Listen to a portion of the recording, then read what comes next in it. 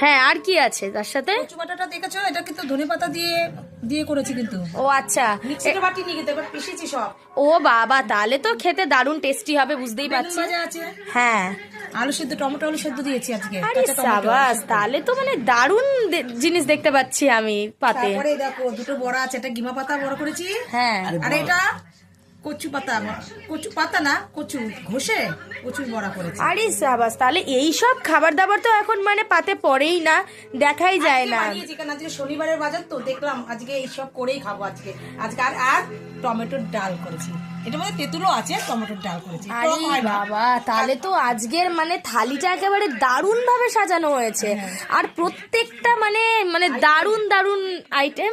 আর যেগুলো এখন তো দেখাই যায় না, যেরকম এই কচু বাটাটা, তাও আবার শিলে বাটা কচু, যেটা অসাধারণ লাগে খেতে। আর তার সাথে আছে এই কচুর বড়া, এটা অনেক দিন পর মানে করা হয়েছে, অনেক দিন কেন বলছে, অনেক বছর পর করা হয়েছে।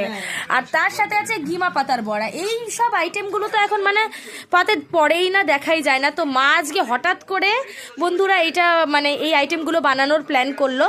তা আপনাদের ভিডিওটা কেমন লাগলো সেটাও কিন্তু অবশ্যই জানাতে ভুলবেন না। আর আজকে থালিটা, হ্যাঁ, আর আজকে থালিটা সাজানো কেমন লাগলো সেটাও কিন্তু জানাতে ভুলবেন না। আর দেখতেই পাচ্ছেন সবাই এখানে খেতে বসে পড়েছে, আর তার সাথে আমিও খেতে বসে পড়েছি। ঠিক আছে, তো খাওয়া দাওয়া শুরু করি।